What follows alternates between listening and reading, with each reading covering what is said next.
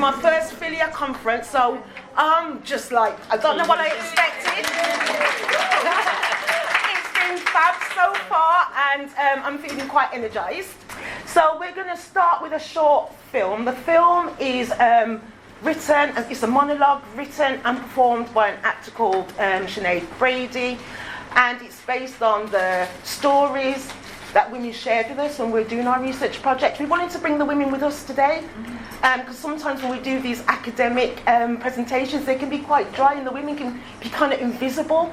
And we wanted to ensure that they were centred in our presentations. You know, we need to be clear about the context within which we're working.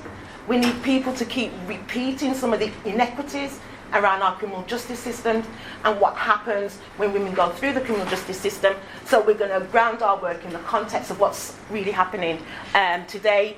Rona's going to share our research, some of the key learnings from that, and then Kirsty, who's from Birth Companions, the so what, moving forward, what Kirsty and her team are doing and what we can do to sort of address some of the issues that the presentation raises. The research was carried out with our colleague Maria, who's not with us today, and funded by the Oakdale Trust. And I think that's really, really important. Increasingly, it's very difficult to get funding to do certain types of research, particularly qualitative research, sometimes looking at issues from the grassroots up. So we want to say that the Oakdale, they've been absolutely phenomenal to Rona, and we couldn't have done this work without them. No further ado. So this is about just over 5 minutes, but this is Sinead foregrounding the voices of the women in our work. At first, when they made us share a sound, I couldn't sleep until Val was asleep. We're all the same when we're sleeping. Big, soft, pouty babies. I'd heard so many horror stories about prison. All things were going through my heart. Can you hear at the back? And not just me. How am I supposed to keep my baby safe if I don't know who I'm sharing a sound with? I told myself, give her a chance. Why do you need to know what she did before you get to know her? That's what the court did with me. They didn't consider the fact I was homeless, running away from my ex. But I'm no judge. I'm not sitting at home watching some true crime documentary either. I'm in here, with her. She's a person, like me. I could tell she was curious about me too. When we were queuing for our medication, she asked me why I was always humming to myself. I've done it since I was a kid to calm me down when my head's racing. On my first date with my ex, he took me to this posh Mexican restaurant, and I caught myself humming Sugar Babes, Too Lost in You.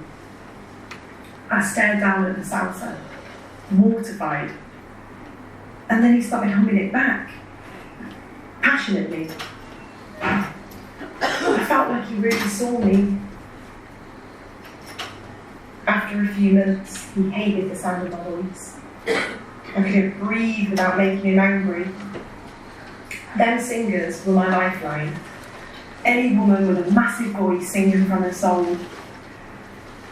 I'd crank the music right up, even when he was about to tear the headphones from my ears. Diana Ross was playing in the shop when I got caught, singing that song about how she's going to make the world love her.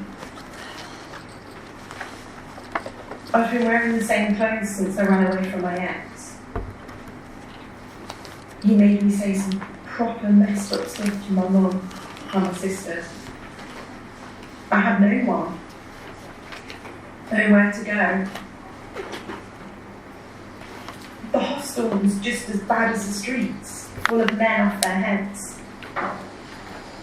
So I took what I needed, a pair of leggings and a long sleeve top. And they sent me here for it, 19 weeks pregnant. I accept I should pay for what I did, but there's got to be another way. How is this helping me?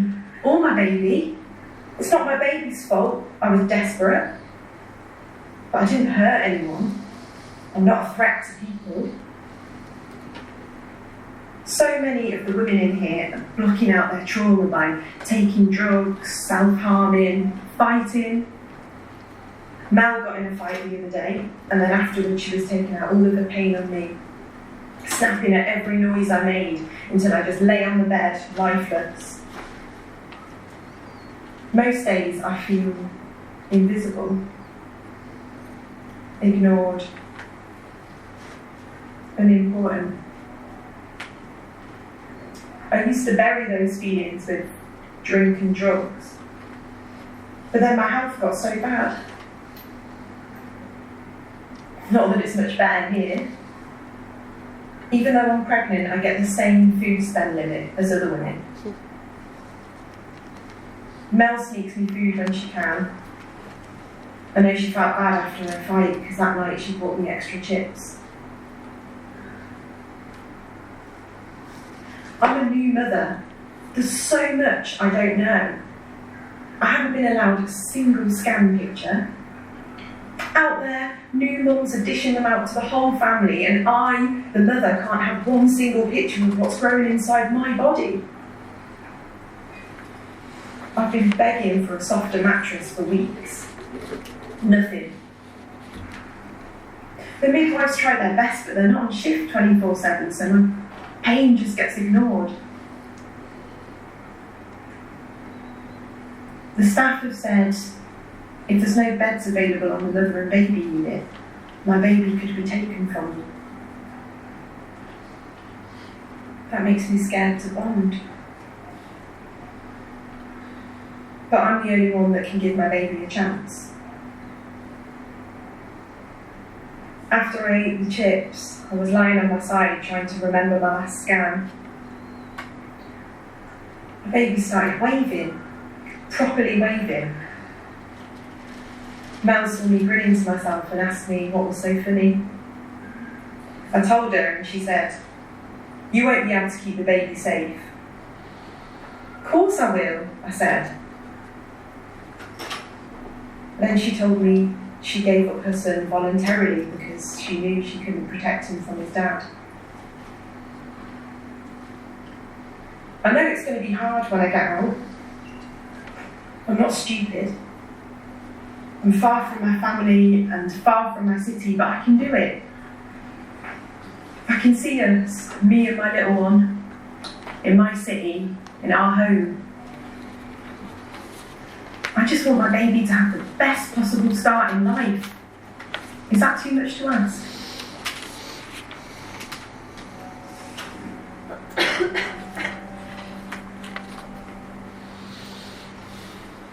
I hope you agree that when you hear the voices of women from the margins, it can be a really powerful tool. So thanking Sinead for making that for us, but thanking the women for taking the time sharing their stories with us. They don't have to, and as a qualitative researcher, it's always a privilege when we engage in this thing called research and people share their stories with us. As I said, I think it's really important to sort of ground what we're doing in the reality of what's happening across the criminal justice system. So we know that women commit fewer crimes than men and make up to only about 4% of the total prison population. However, it's estimated that the number of women in prison over the past 20 years has trebled, some argue quadrupled. And yet there's no evidence that suggests that women are committing more serious offences than there were before. How this increase is understood is that it's suggested to reflect a shift away from non-custodial penalties for relatively trivial offences towards shorter prison sentences. But what we have got in the UK, let's make no mistake about it, is a growing carceral state. And this is working in tandem with a criminal justice system that is not responsive to the specific needs of women. And I would argue it's not responsive to many people's needs, but it's particularly not responsive to the needs of women. And in saying that, I also want to point out that there are disparities between women. If we look at Black, Asian and minority ethnic women, what we see is that they're overrepresented in the criminal justice system anyway, that they often face a double disadvantage of being discriminated against on the basis of their gender and of their race. We see black, Asian and minority ethnic women more likely to be committed to trial at the Crown Court and more likely to receive custodial sentences. And we see that nearly one in 10 women, 9% of women in prison are identified as a foreign national. Some are known to have been coerced, trafficked into offending. And even more stark, if we look at some of the stats for Gypsy and Traveller women, they account for 6% of the prison population and make up an estimated between 0.7 and 1% of the general population. Wow. I never knew. Oh, you could have seen it on the slide. Can I take a picture of that? Yeah. That's why. Thank you. That's no problem. Okay. If we think about patterns of offending, then research shows that the pattern of women's offending differs from that of men. Women have a lower involvement in serious and violent crime, serious violence, criminal damage, professional crime, but commit proportionally more acquisitive crime, such as theft. Women's crimes are likely to be related to their domestic situations, with crimes being committed to provide for families or to fund a woman or a partner's addiction. And half of the women in prison serve sentences of less than 6 months. And what do we know about the felt experience of women in prison? What we see is that women in prison are likely to be both perpetrator and victim of crime. Many women in prison have been victims of much more serious offences than those they've been accused of committing. Over half of the women in prison report experiencing emotional, physical or sexual abuse as a child. This is compared to 27% of men. And there are very strong links between women's offending behaviour, their experiences of domestic abuse, coercive control and sexual abuse. So on arrival, they collect data on arrival into prison, and what we see is that more women report having problems with drug or alcohol, a mental health need, feeling suicidal, feeling depressed. And the light green are the stats for women, and the dark green is a comparator with men. And if we look at the rates of self-harming in prison, and this statistic is only for 2020 and 2021. And self-harming, we are thinking about, it covers a range of severity and types of incidents. That could be cutting, overdosing, hanging. And the graph shows a higher rate of self-harming amongst the women prison population. So it's fair to say that on release, research shows that half of the women who are incarcerated tend to reoffend within a year. But when we compare this to women who are given community sentences, it goes down to 26%. So I just want to tie up the stats and say the lives of women in the criminal justice system can be a vicious cycle of victimisation and criminal activity, a situation exacerbated by poverty, substance dependency or poor mental health. Hence, our research is located within this context in which women sentenced to custodial women who receive a custodial sentence often have complex needs, and pregnancy can serve to exacerbate existing vulnerabilities. Right, so to talk about the research we did at Coventry University, it started in September 2019. I think many of us will remember that lots of people were very shocked. It was in all the newspapers that a woman only 18 years of age had been taken into prison on remand. So remember, we are all innocent until proved guilty, so she was on remand, not guilty of anything. She was a particularly vulnerable woman. She was only 18, so she was only just out of childhood herself. She'd been a looked-after child. You couldn't be more vulnerable. 8 months pregnant and ill. She was ill at the remand hearing, and they remanded her into prison. And to this day, we don't know why she was remanded into prison rather than remanded in the community. She was in HM prison Bronzefield, which is a private prison run by Serco, which actually has quite a good reputation for care, but she certainly didn't get good care. She was in the prison when she started in labour. She rang the bell 3 times, nobody came. She gave birth alone, and the next morning the baby was found to have died. So it was very shocking. It's very rare, of course. There are women in prison all the time, about 50 on any one day, and it's extremely rare that a baby dies. But it was so shocking that my immediate reaction was to say, somebody's got to do some research on why a pregnant woman is in prison, and that's when it started. I then approached Geraldine to work with me, and we also approached Maria, the midwife, to be with us. So we found out that about 600 pregnant women enter prison each year, and on any one day, somewhere between around 45, 46 are in prison on that day. That's a lot of people. And as I say, I asked the question, why? Since we know that women seldom commit serious or violent offences, hardly ever in fact, why is this cohort of pregnant women facing custody rather than other penalties?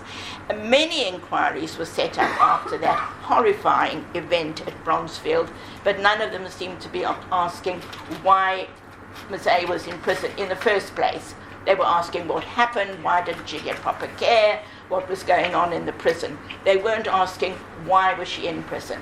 So I had this idea, and as Geraldine said, the Oakdale Trust was kind enough to give me a very small grant, but a very small grant makes a very big difference. So we had to make our inquiry, and this is where we turned to Birth Companions. There's Kirsty from Birth Companions, because we had to ask the women themselves what had led up to them committing some sort of offence, what were the processes, what was it like to be in prison pregnant, and what happened afterwards. And we needed experienced people and helping us how to set out these questions. These are very emotional subjects, and it required people of experience like Kirsty and her team to help us to find a right way to ask these questions, which we did. So we had to do an online questionnaire. There's a seat here. Just come to the front here. We had to do an online questionnaire. We had no money or resources to go around interviewing people. And also, the prison, we applied to the prison for permission, and they were very clear that we were not going to be allowed to enter any prisons. And in any case, at that point, there was COVID. So it had to be online, which has advantages and disadvantages. It had advantages in that it's more easily disseminated. It has the disadvantage, obviously, that you need access to a computer and a certain level of literacy to respond. But that's what it was. It had to be online. Now, a lot of social research, quite rightly, offers the person answering anonymity. It will say, what is your name, or do you prefer to leave it out? Now, we couldn't do that. We had to ask the full name, which was a very difficult thing to do. But we had to do that because we were asking, why are you in prison? And we wanted a way to verify what we were being told, to give our, not that we would disbelieve people, but to give our research the credibility. And so we needed to be able to check with a court record. We have one woman, come to it later, who was sent to prison for 11 weeks. She was 30 weeks pregnant, and the offence was shoplifting. Well, naturally, I had to go to the court records because, like you, I didn't believe it.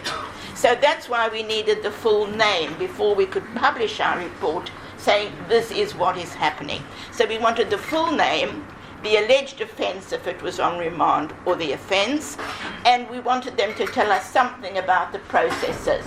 Was it magistrates' court? Was it Crown Court? We asked about health before going into prison. Were you in good health? And if you've answered no, could you tell us about it? Some of them replied they were fine, but many of them replied they were not in good health before going to prison. We asked what happened in prison. And then we had to look at our data, of course. So just before we go to the data, let's go back there to say our sample size. We had 19 replies to the online questionnaire. One of them, interestingly, came from a woman on remand in prison. Now remember, we had no permission to go into prisons. But that's the thing about online. It's there, and it came to us, and it was all verifiable. We had her full name. So one of them was actually in prison. The other 18 had been in prison, some very recently, and some quite a way further back. We didn't stipulate it had to be recent. We wanted to hear any experience. So that was 19. But our sample size is 22. So there were another 3 people, and their evidence was very important. One was the woman, Kathleen, that I've already mentioned, who was sent to prison at 30 weeks pregnant for 11 weeks for shoplifting. That came from a press report, and I verified it with the court records. So now we're up to 20. 21 was Ms. A, where we started the story, the woman in Bronzefield who gave birth unalone and whose baby died. There's a lot of information which anybody here can look up. It's all online, it's all available. The Prisons and Probation Ombudsman did a very detailed and thorough report of that. So there's lots of information which we just access like you can if you Google, Ms. A, death of baby in Bronzefield. It's all there. And the final one was again a very horrifying case that you wouldn't believe unless you saw the law reports. And it was a law report from the Court of Appeal.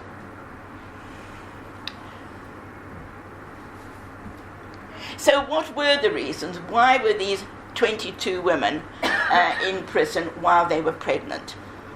Now, interestingly, although it's a small sample, it's just 22 women, it reflects all the statistics that Geraldine was talking about that we know from other studies of women in prison. It's very typical, these 22. So the most important reason for pregnant women to be in prison in our study was recall on license. So this means these women had committed a crime and served their time. So what were they doing back in prison? Had they gone out raping, murdering? No, they had not. What happened that Chris Grayling, if you remember the name, in 2014, had the idea that after a period of imprisonment, however short, between 2 weeks and a year, after a very short sentence, everybody, male and female, must have 1 year's probation supervision. And there was a little bit of sense behind this, because he said, these people come out of prison, they have no housing, they have no support. What do? They go back to their circle, their friends, their group, and commit more crime. All of that is true. We will give them a year's support, he said. Well, it wasn't support. The probation service, which they were busy destroying by privatizing, was in no way able to give support. But what it was supervision, and if you broke an appointment, if you didn't turn up, it was reported as a breach, and back you went to prison. So we have then and we have now a revolving door of minor offences. Serve your 3 months, go out on probation, miss an appointment, you're sick, you're ill, you're hungover, your baby's sick, you've got a crisis, there's a child ill, you miss your appointment, you're back in prison. And all the people working in prison have complained of this revolving door of 2 weeks again and again and again. And that was we found in these pregnant women. they were recalled on license. Probation breach. And one, I've already mentioned her for shoplifting, Kathleen, she did not fill in our report, our online survey. But I got the court records. Kathleen, at 30 weeks pregnant, was homeless. She was living in a car park. And believe it or not, she shoplifted. How evil. Yeah, exactly. She came back to the magistrate's court, and what they did, and I have this from the court records, they activated a suspended sentence. Because when they suspend a sentence, it always says, if you re-offend, it will be activated. So the magistrates were following like a recipe, add a tablespoon of sugar and mix well. That was what the recipe said, activate the suspended sentence. But if you look at what the magistrates are told, right at the bottom, it says, in exceptional circumstances, if it serves the interests of justice, do not follow the rules above. And they either didn't read to the bottom, or they didn't think that being 30 weeks pregnant was an exceptional circumstance. So they sent her to prison for 11 weeks. Sorry? Well, magistrates just hate women. Well, I wouldn't go that far. It is complicated, but that's what they would. Yeah, I would. Certainly some of them do. And if I could, somebody just lift up the report, because we've given them all away. Oh, I need here. Oh. No, the report. Oh, I see. We brought, yeah. So if you look at this report, our report. So we couldn't bring a copy for everyone, but it's there. It's online for everyone. If you go put in our names, it's at the Coventry University website, and everybody can read it and download it. And I actually quote a magistrate. This from another report, just to go back to your point. Some magistrates hate women, and this magistrate said a pregnant woman breached a probation condition because she wasn't feeling well enough to do the work. And he said, I'm not sending you back to prison this time, but be sure if I ever see you again returning to court, I will lose no sleep sending a pregnant woman to prison. And that's what I put that in the report. I wrote that line because I said what a big job we have to do to educate, to change attitudes. 2 women were in prison on remand. The most common offence was shoplifting. There were other offences, drug offences, fraud, perjury, affray. And all but 2 were non-violent. And now this was a group of very vulnerable women, extremely vulnerable women. 6 had suffered depression, sometimes very long-standing. 6 suffered from anxiety. 2 had bipolar disease. There were serious physical illnesses in this group, pulmonary embolism, so a risk to the life of the mother and the unborn child, as the midwives present here would know very well. Of course, there was hepatitis C, osteoarthritis. 6 reported drug addiction.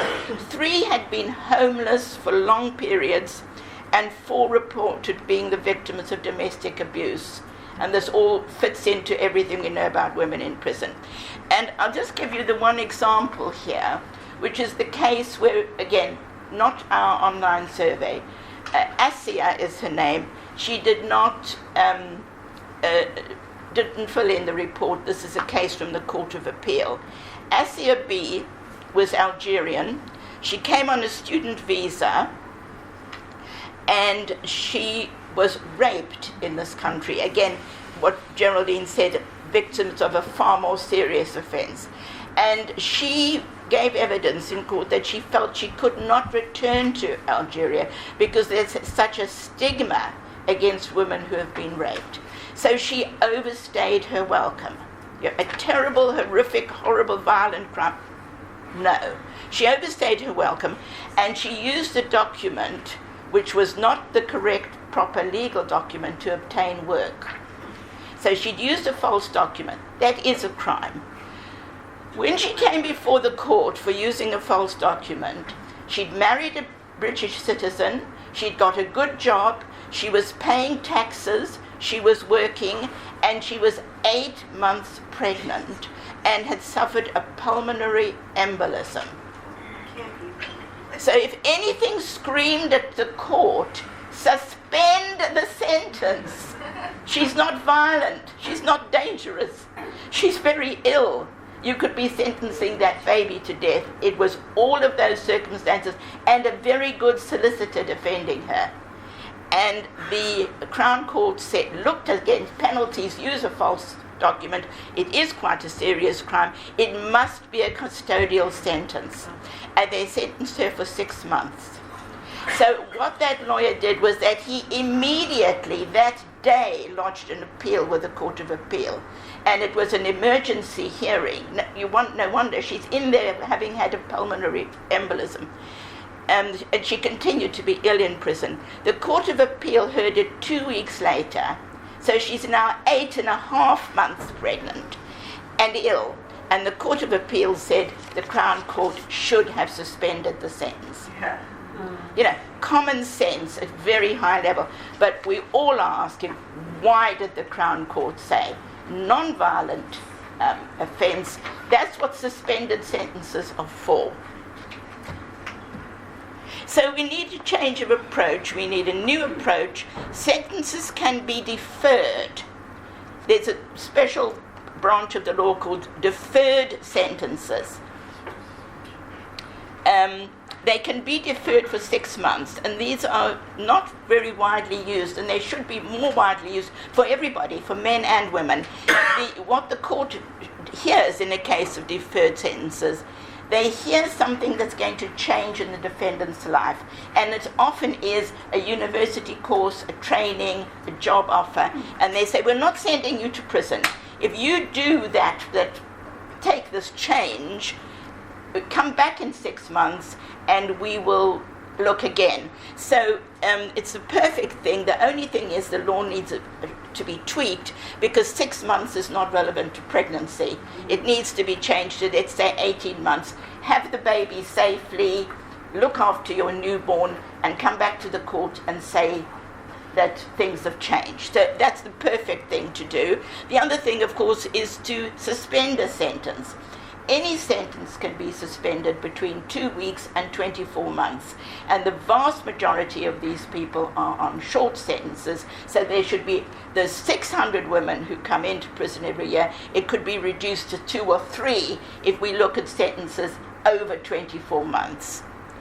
And of course, the most important thing is that they should be given a community order that would be served with the help of our excellent and underfunded women's centres.